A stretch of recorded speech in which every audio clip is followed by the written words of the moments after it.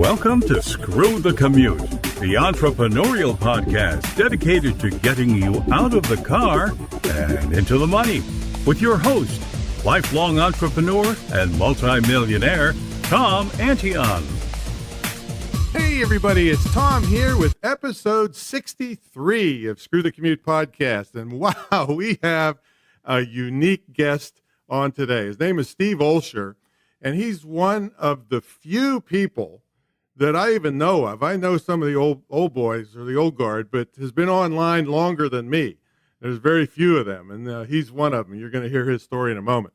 Now, hope you didn't miss episode 62. My God, Becca T-Bon was here. She's not only one of the hottest fit women I know for her age, she's one of the hottest fit women for any age. All right, you got to check her out. Her pictures are going to be in the show notes. You're gonna go crazy. This woman is a poster child for anti-aging.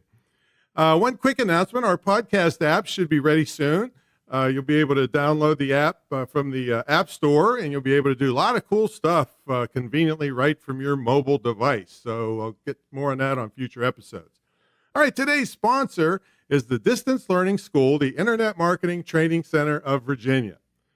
Don't even think about retraining yourself or sending your kids to college until you check out our webinar on higher education.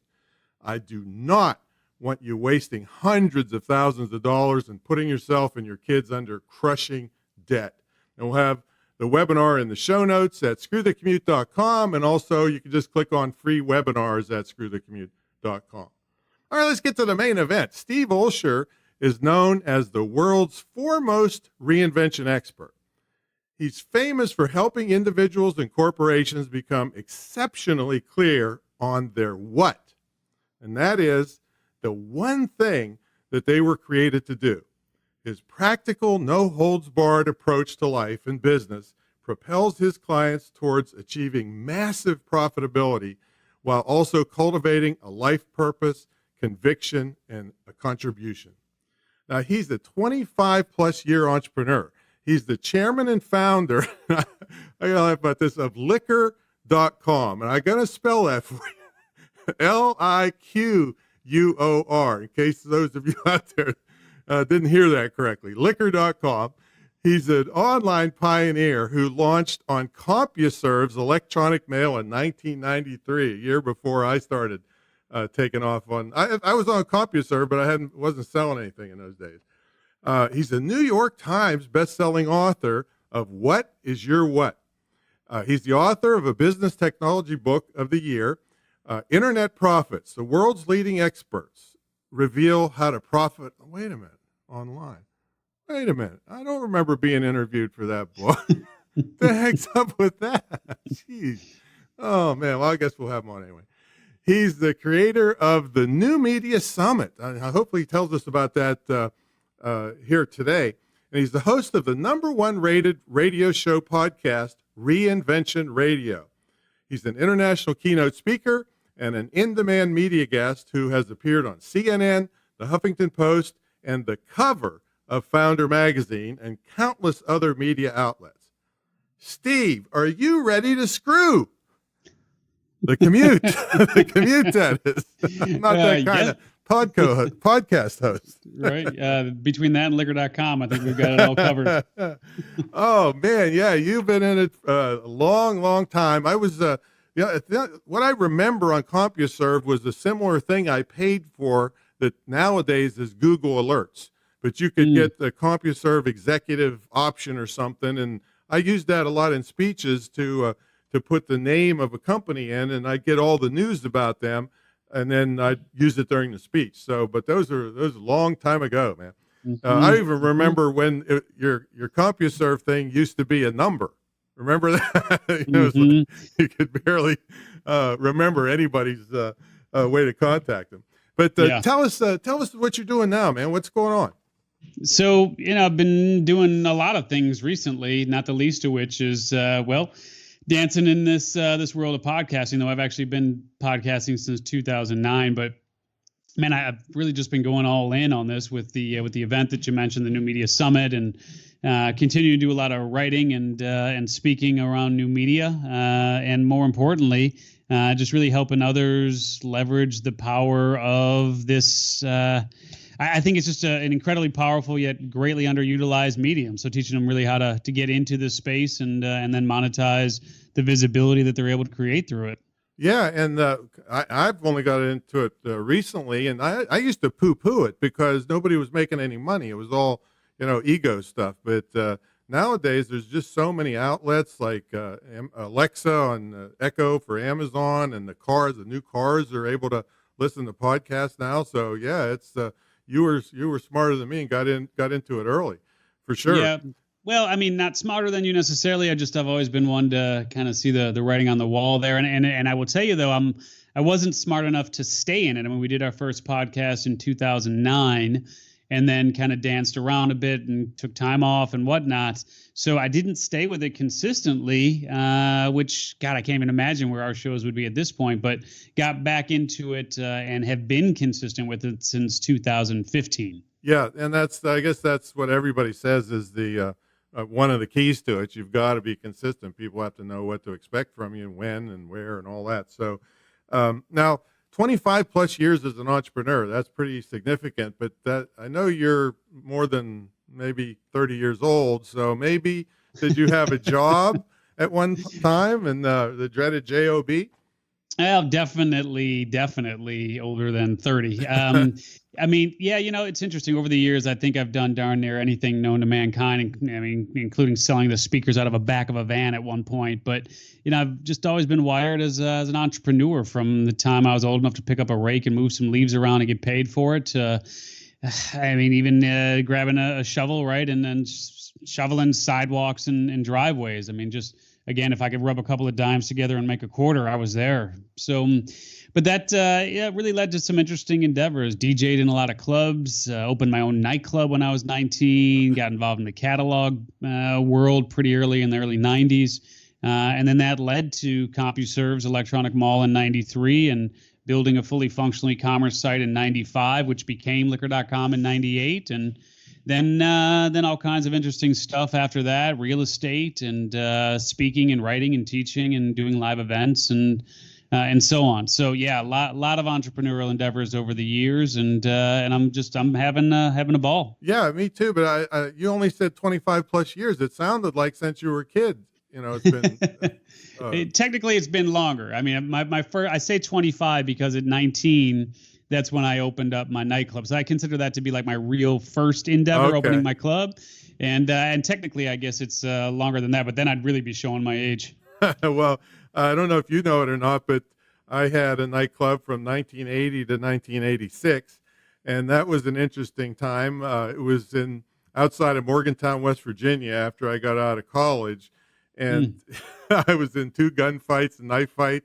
Get out of here. Oh, man, the bikers trying to kill me. I was in over 100 violent encounters with bikers, and they shot up my car with shotgun blasts. And, it's like they say, anything that you don't die from, you makes you stronger. And I recently rolled out a membership site called Brutal Self-Defense.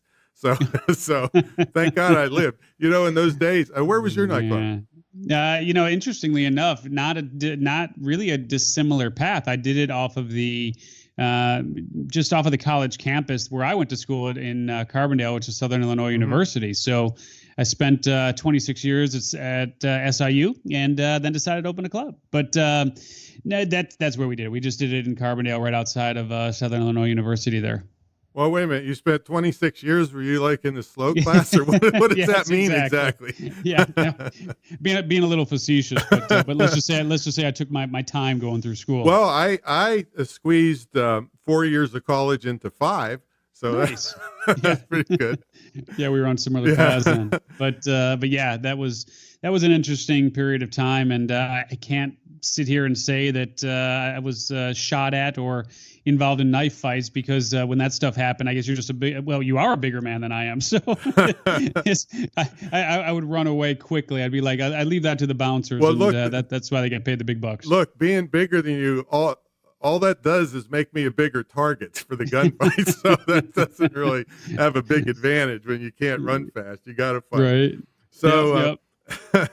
So, what would you tell people that are out there sitting in the cubicle thinking about, man, those guys seem like they have the life. Everything's perfect for them, right?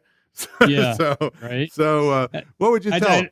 I'd ask them if they have room in the cubicle next to them.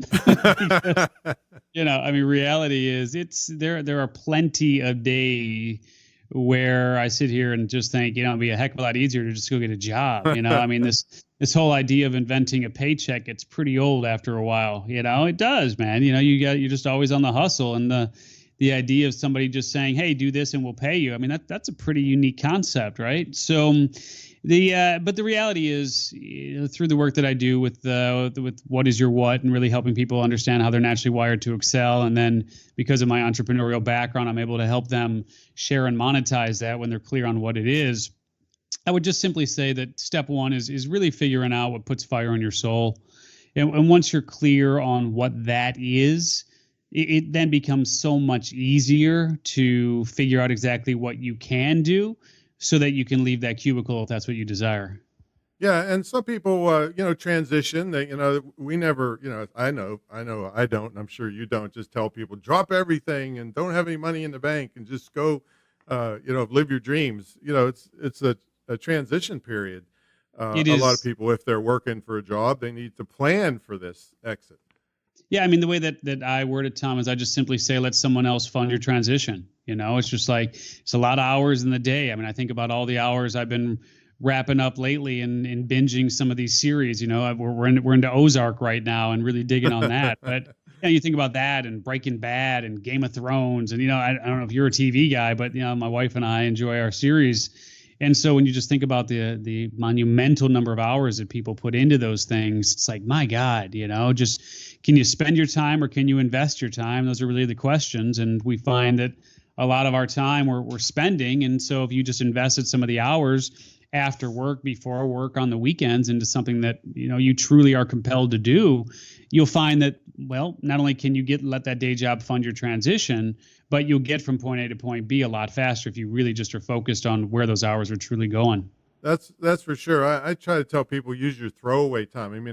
I wrote an ebook in 4 hours at a layover at McCarran Airport, and it's brought in $3.5 million so far. Get out of here. Yeah. And people say, that sounds like BS, but it's not. It's basically, you write a book on how to do something, but they can't do it unless they buy the tool that's in the book, and you get a commission on it, and it's a residual. But that was throwaway time. I wrote a 1,042-page book called Click that was dominated my industry for like 10 years. Nowadays, that's too big. Nobody will consume it. Right. Yeah. Even Harry Potter won't be writing books that are that big. Yeah. So that's throwaway time on airplanes and waiting for your car to get repaired. Any of those things, you could be doing something productive that will get you out of that, where you send somebody else to repair your car. So now, have you ever, here's a rhetorical question. Have you ever gotten screwed over in business? Oh man, so you'll probably appreciate this. So the answer is, well, for sure, and a number. As a matter of fact, I'm so jaded at this point that I'm more surprised when people actually do what they say they're going to do. I agree with that. I'm just, I don't know what it is. If it's it's growing up with a Jewish mom, or I don't know, whatever it is, but it's like I'm just always waiting for the other shoe to drop. Where's the phone call? Oh, really? Okay, there we go. I don't know, man. But more recently, one of the biggest ways that I got screwed is I did, as I said, real estate development for a number of years. And we developed about over $50 million in property over the years, and had some really, big winners, and then some that got caught up in that crash that hit so many of us in the 2006, 7, 8, 9 period. And so I had been doing larger development type projects, and one of our larger developments, we couldn't refinance when the market fell out. We made a really dumb move and did something that I wouldn't recommend for anyone who is into any sort of real estate development, which is basically turning a non-recourse loan into a recourse loan, which is just about the dumbest thing you could possibly do. But that happened because of just some really bad advice. And unfortunately, It happened during a period of time where I had moved from Chicago, where the development was, to San Diego. And the same person who gave me that really bad advice that I thought was handling what was going on with that, what turned out to be a case, a lawsuit, it turns out that he wasn't doing anything on my behalf whatsoever.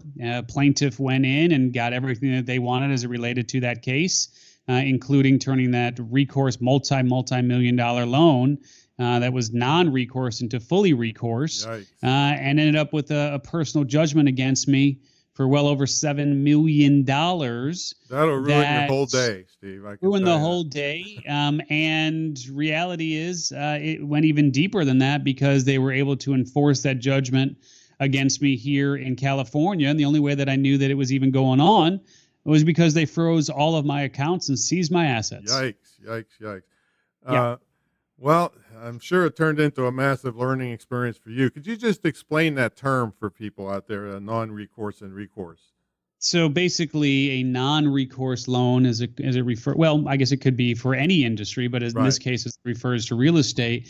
The lender looks at it from the standpoint of, we have this asset that we have a mortgage on, and so if push comes to shove, we can always sell the asset and recoup what's owed to us, and so we won't require personal liability on your behalf to take out this loan. So in other words, you get the benefit of the money to buy the building, but you have no personal responsibility because there's no liability tied to you personally. It's secured by the value of the asset. And so in this case, it was a fully non-recourse loan, which means if the loan went south, I would have no liability on that debt. They would just simply take over the building and then sell it and recoup whatever they could. But because of this move that was made, which was against the terms of the loan, which was unbeknownst to me at that time based on what we did, it triggered full recourse. So now I owed everything personally that was tied to this mortgage. Man, that's so that's a couple of great lessons there. Be careful if you see that term, a full recourse loan, and then also be careful who you do business with too. I mean, my God, if you'd have been there handling that, none of this would have happened. And depending on other people, that's why I'm a big. And also another lesson here is, a lot of people that listen to this show, Steve, think that, okay, well, I'm just going to make a little corporation or an LLC and I'll be protected. Well, these lawyers laugh at that. They charge you a fortune to set it up. And then a good lawyer will do what they call pierce the corporate veil. I mean, I doubt if anybody listening here is sitting and taking notes each quarter and pretending to be the secretary and board of directors and doing all these things that really make you a corporation and have limited liability. So it's a fancy attorney. If there's a lot of money involved, that's a joke. You wasted your money. But good lessons there. Sorry you had to go through that, Steve. Yeah, I'll just simply say that, there are lessons in life that I don't mind learning. This is one of them. I could have gone a lifetime without having to learn. Exactly. I would have been fine with that. Yeah, would have been fine. Or hear it about somebody else is a good way too. That's why people are on here for sure. So anything, let's flip that. Anything funny happened in business for you, or bizarre? Well, man, it's there's no shortage of those stories either. I will say that perhaps one of the funniest things that I've had to, I've had the pleasure of experiencing over the years is, when we had the catalog business, it's a cutthroat business, and I guess funny is a relative term as it relates to business. But and what was that? What kind of business? What were you selling in the catalog? So we were actually, this was the predecessor to liquor.com. Oh, okay.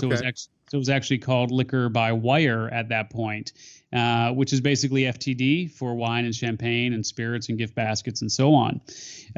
But basically, if you were in Virginia and you wanted to send a bottle of champagne to your buddy in LA who just closed a big deal, then you would call us and our local retailer would deliver that for you.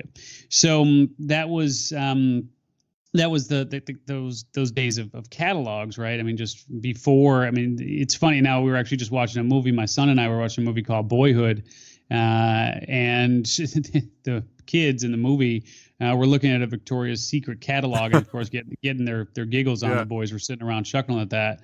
And, not that I would be a subscriber to that, but somehow, of course, everybody and their mother ended up with one of those in their mailbox. Right. And I was just trying to think about, like, when's the last time I actually saw a Victoria's Secret or any sort of catalog at all, right? I mean, just other than Restoration Hardware, I guess no one's really putting those out anymore. Or Uline. Anyway, you get that thick one from Uline?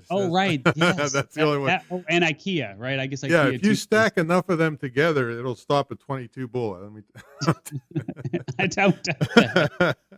But interestingly enough, like I said, the catalog business was a really cutthroat business, and we were running, quite a few books through that. And let's just say that a lot of the bigger printers that are not the R.R. Donnellys of the world are in kind of remote-esque locations like Wausau, Wisconsin. Exactly. And, just the like Midwest, mostly. Like exactly, like some smaller locations.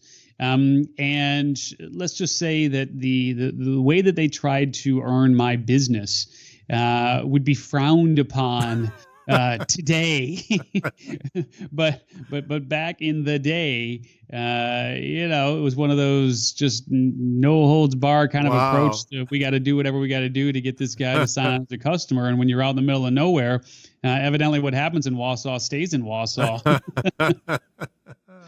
Oh, that's great. I never heard that before. Yeah.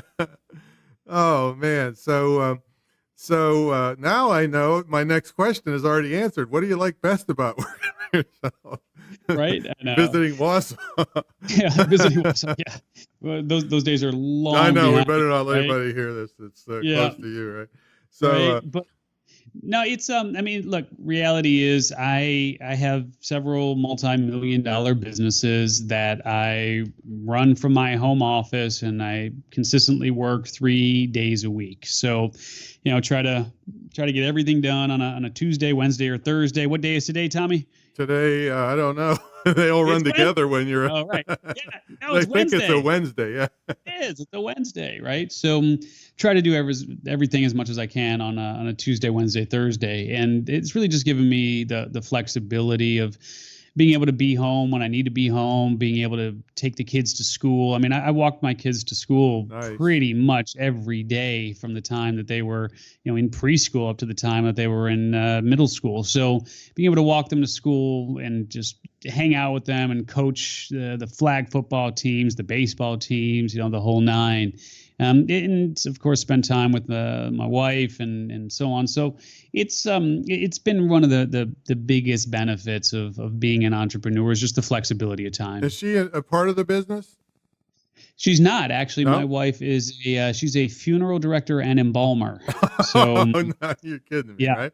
Yeah, You're not kidding me.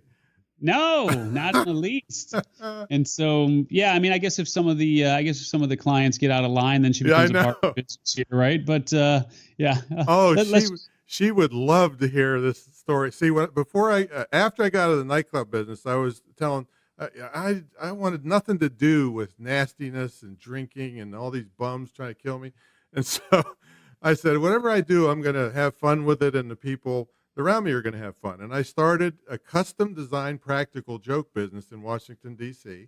And long before Punk'd and Jackass and all those shows were around, it was called Prank Masters. We did 4,000 custom design practical jokes in all these years. But one of the things was an over-the-hill preacher. So I would dress up like a priest, and I had these caskets that I found at a flea market, no less. And I bought them. And I put them in a little utility trailer, and I had a little Nissan Sentra, and I was driving on the Beltway in Washington, D.C., and I got these little funeral flags that said Tom's Discount Funerals. Oh, man, that's great. We did 4,000 jobs in there. That kind of kicked me off into the speaking business. Oh, man. I never met an embalmer before. Yeah, no, that's what she does. But talk about having fun with your work, man. That sounds like a riot. God, I was hysterically laughing. I wrote custom humor for 6 years straight every day, and I delivered 1,000 performances myself, and that's kind of where I got my comic timing for speaking and so forth. So, That's but crazy. I didn't know that. yeah. That's awesome. Oh, I reinvented myself. Right Right? after, Yeah, from right. a That's what you got to nightclub do. near death to to a jokester. So what's the worst part about working for yourself? Well, I mean, it's definitely the pressure of having to take care of those who are counting on you to take care of them. I mean, when you've got employees, I don't at this juncture, and I haven't for it's been about 5 years since I've had a full-time employee, but Oh, really? Because I yeah, got five, and it just yeah, pull my hair out no. half the time. Right. No, I haven't had a full-time employee now for about 5 years or so. Part-time type people help as needed. But, reality for me is that the hardest part about it is just the pressures of having to, to cover the payroll and cover the costs of just running a business, which means you just got to be out there selling. You got to be out there hustling. And it's kind of, it's an interesting dynamic, an interesting conundrum, so to speak, from the standpoint of, as your business continues to grow, which is what we often want our businesses to do, which is grow, you have more responsibility, and then you've got to be selling more. And it's like we just keep adding to our expenses as our business grows, which means we got to keep selling to cover those expenses. And it becomes this really difficult, vicious circle, right? And the pressures of that, especially if you continue to grow, often don't get any easier, but in fact get more complex when you get to more and more insofar as revenue is concerned. And so often, this glamour of having a multi-million-dollar business, is it just quickly washes away when you realize that to have a multi-million-dollar business, you've got to be generating multi-million dollars of revenue, which means unless you've got the world's best funnels and things on automated and, on autopilot, so to speak, it's a challenge. My goodness, Steve, I'm concerned. Yeah, I mean, you may have to go to 3.5 days a week to I know. working if things get bad. I know geez. I know it's scary. Oh, Just man. will you pray for me tonight? I will. I don't. I'm already. Thank you. So yeah. It's certainly it's up and down, but I guarantee you wouldn't trade it for anything. Like I said at the outset of our conversation here, man, believe me, there are Indeed.com is an open tab right now on my screen. Yeah, So. but they'd have to pay a lot of money to get you to sit in a cubicle. I guarantee you that. No, for sure. All right. For sure. So tell how people deal with you. What do you tell us about this new media summit, and also tell us about your definition of new media versus old media and how you got into all that. Yeah, well, let's start from the definition first. I mean, to me, new media is the wave of what I would call pull media, which basically means that the consumer pulls the content when they want it, and of course, what they want, and on their preferred device. And so examples of pull media would be, well, like podcasting. I mean, this is a perfect example, right? No one's forcing you to listen to this episode. You raised your hand, you downloaded the episode, you got it, and you listen to it.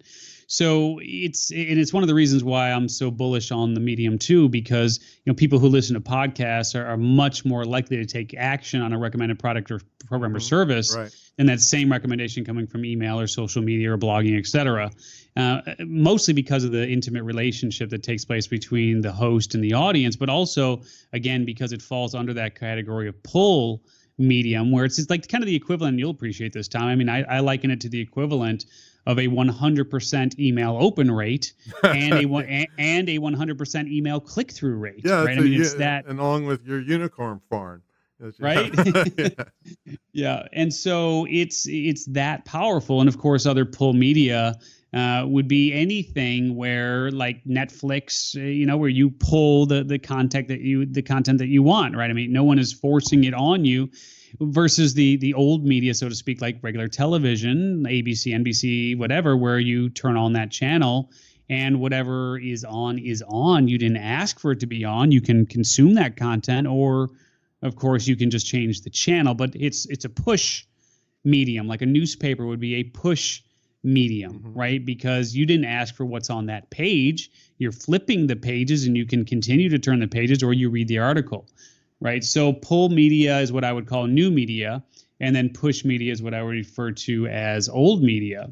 And what we did in terms of this event that you're referring to, which is called the New Media Summit, is we created an event where we specifically focus on podcasting and teaching people how to leverage and monetize the power of podcasting. But specifically what we do at this event that makes it very unique is we bring in 40 top podcasters who not only share their strategies and tactics and shortcuts for crushing it with the medium, but we also allow ample time for the 150 attendees, and we do limit it to 150, but we leave ample time for the 150 attendees to take the microphone and to literally pitch the podcasters on who they are and what they do, and pitch everyone in attendance as well, and then pitch the thousands of people who are watching the live stream on who they are and what they do, and they get booked on the spot. So people come to the New Media Summit and they leave with bookings in hand on podcasts. That's great. And there's a lot of details to this podcasting. When I got in it, I mean, I studied for 4 or 5 months before I rolled out, because there's a piece of crap in a couple hours on some of these little apps they got. But boy, to do it right, there's a lot of details, and to market and monetize it. And so do you get into, what all do you go into at the New Media Summit? Well, we go into a lot of what you've mentioned. So we do go into how to monetize the visibility. I mean, I'm of the mindset that every visibility opportunity is a revenue generating opportunity for you, right? So when you are a guest on a podcast, or when you are the host of your own show, or even if you're featured on a blog or on a social media post or whatever, that should be a revenue generating opportunity for you. So a lot of what we teach is how to turn visibility into revenue, and best practices around podcasting, and what are future trends in terms of what's going on with the medium, and everyone sharing best practices through panel discussions and small group discussions, et cetera. So it's a mixed medium type of event as well, with the pitches and the panels and the small group discussions, and of course the teaching sessions and so on. So we cover quite a bit of ground, but reality is people come out of there after 3 days with the most important thing of all, which is real relationships with today's leading icons of influence, because there are no iron curtains, there are no green rooms, there are no VIP sections. Everyone hangs together, everyone eats together. We provide lunch, gourmet lunch every day for everybody. We dance together, we learn together. So it's really a relationship building event more than anything else. And it sounds like someone at any level could attend, right? If you were just thinking about doing a podcast, you couldn't be in a better immersive atmosphere to get the story fast, I imagine. Yeah, so if you're thinking about launching your own show, you'll come out of there with, of course, bookings on shows, but also a really good understanding of what to do and why you're doing the show, and how to best position your show to accomplish whatever that goal or objective is.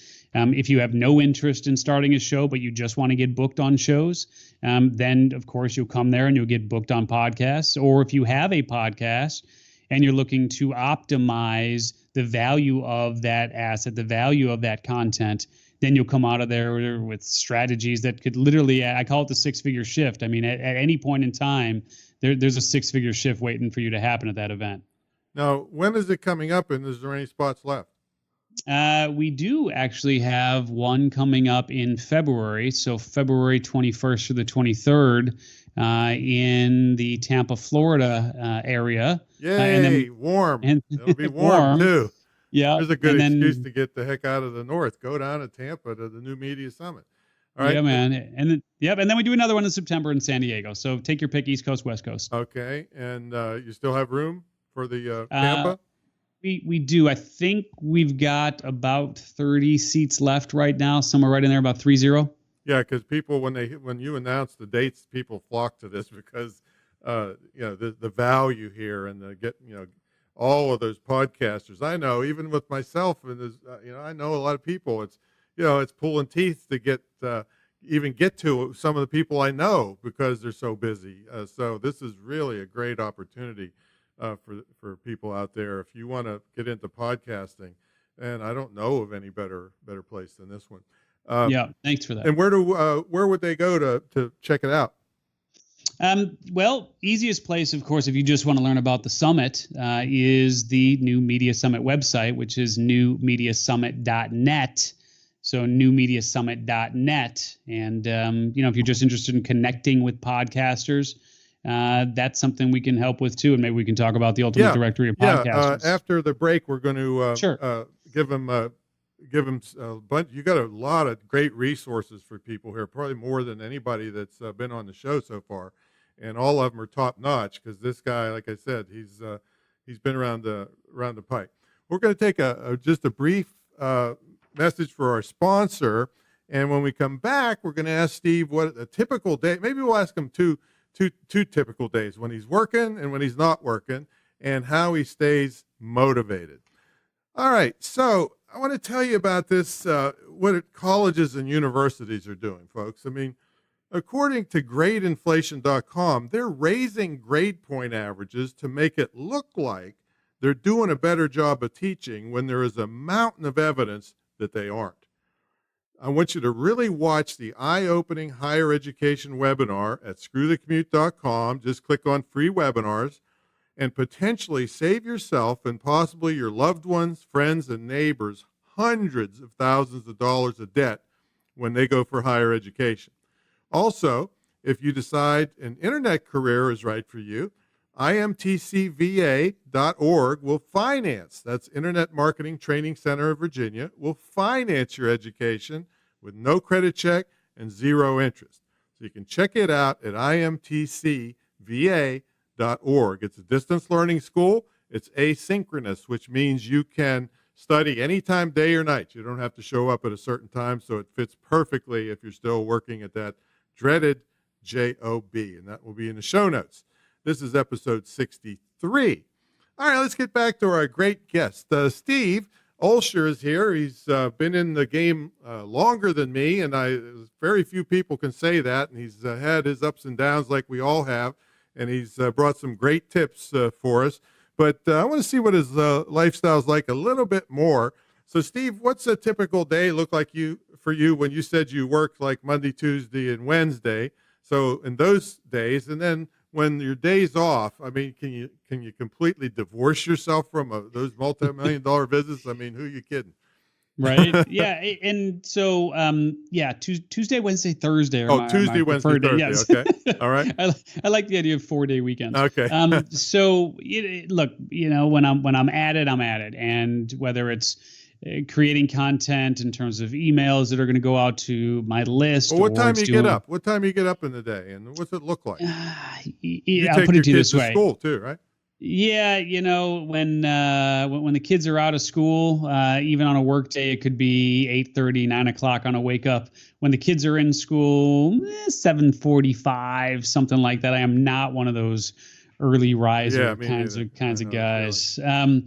So.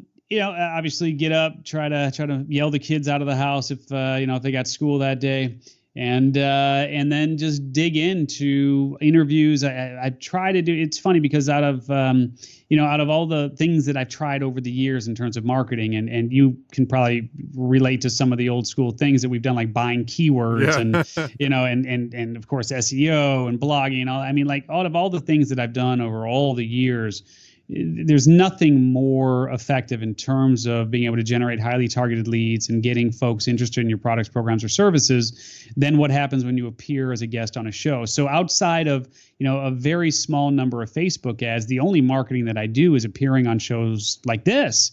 And so in the last 3 years, I've appeared on over 500 shows.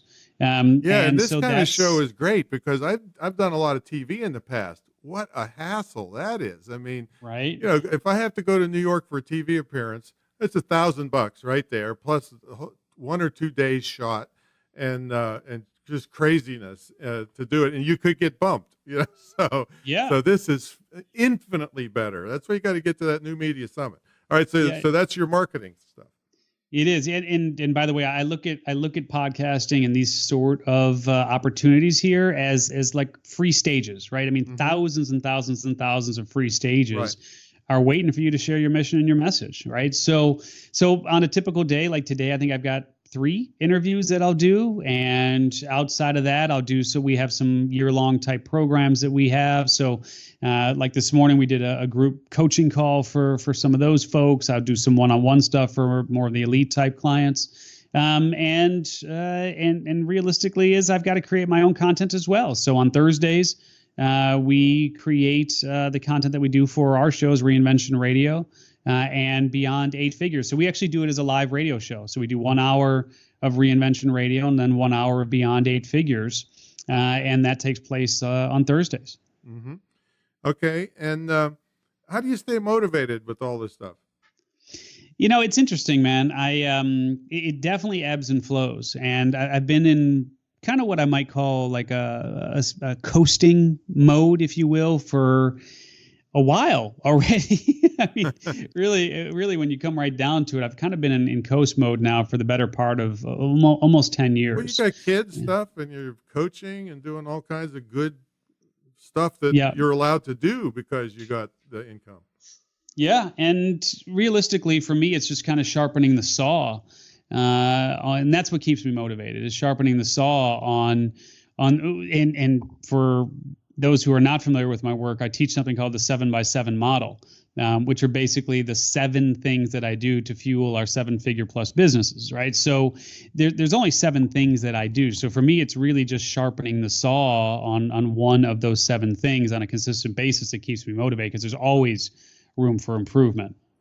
Yeah, that's for sure. Now, you've got a lot. There's so many freebies you have. I don't know what to pick from, but I did download one of your things. It was like 2.7 million podcast hosts.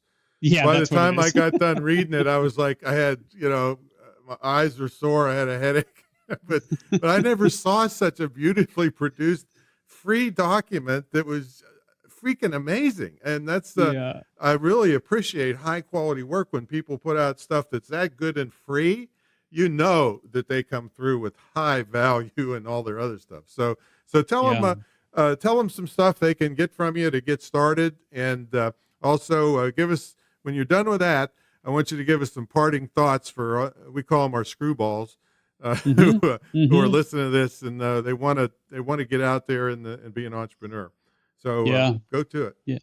Yeah, and I appreciate that. So it's not 2.7 million; it's close. But what you're referring to is we have a free directory that we put out, which is called the Ultimate Directory of Podcasters.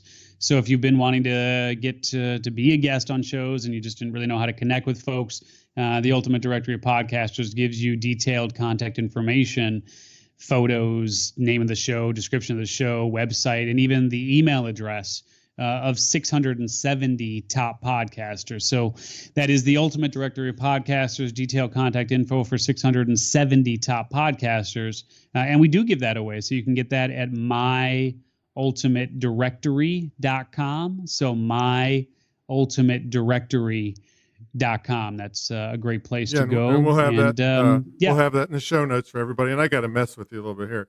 Here's the thing. So I'm looking through this thing. My eyes are getting crazy because there's so many resources there. But then every category, Steve's face pops up. It's like, okay, ballet podcast. Oh, there's Steve. Come on now. not every category. Almost. All right, Yeah. but no, it's an amazing resource. What is it? What is it? Yeah. myultimatedirectory.com. myultimatedirectory.com. All right. Yeah. So what else? What are we going to do? We're going to create a directory and we're not going to put Reinvention Radio or Beyond 8 No, Figures I in think it? it's beautiful marketing. I just thought, I don't know if he's a ballerina. What is that? So what else you got for him? And then let's get some parting thoughts for him. Yeah, I mean, we talked a little bit about just if you're in that cubicle and trying to figure out what the first step is. I mean, for me, it's always the first step of being able to answer the question of what is your what? And so if you're curious in terms of what your core gift is and what the primary vehicle is that you'll use to share that gift, and then who the people are that you're most compelled to serve, and you think the what is your what framework can help you with that, which I know it can, we do give away a free copy of that New York Times bestseller, so you can get the whole book at whatisyourwhat.com. whatisyourwhat.com. So whatisyourwhat.com is where you can go to pick up a free copy of that entire book. Yeah, we'll have everything in the show notes. Steve, it's great crossing paths with you again after all these years. Wow, yeah, just a mountain of resources. And that New Media Summit, I'm telling you, folks, 30 slots left. Get on it, because what's the address for that again? Yep, newmediasummit.net. Newmediasummit.net. Because if you want a super, it's like, it reminds me of those drag cars that have nitrous, compared to, nitrous oxide. Yeah, you walk in that door, and now you got to practice your pitch, because I've heard some pretty lame pitches. You don't want to blow your chance. You have any training helping them with that? They got to be concise. They got to get the message. Yeah, just give them a couple tips on making a good pitch. Yeah, so one of the things that we do that I think does make our event unique is we actually do 4 pre-event training sessions to really help people get dialed in. And we actually create a media one sheet for you as well as one of the bonuses there too. But yeah, it's just super important to be able to use the time that we're giving you. I mean, like I said, we literally hand all 150 people the microphone so that they can get their time on stage to pitch everyone. So being concise, being intriguing, as my friend Sam Horn says, being able to pass the eyebrow test, where people kind of raise their eyebrows and go, that's interesting. I want to hear more about that. Right. So it's definitely a skill, but it's a learnable skill. And reality is we have a 100% track record of people coming to the summit and getting booked on shows. So I'm really, really proud of that.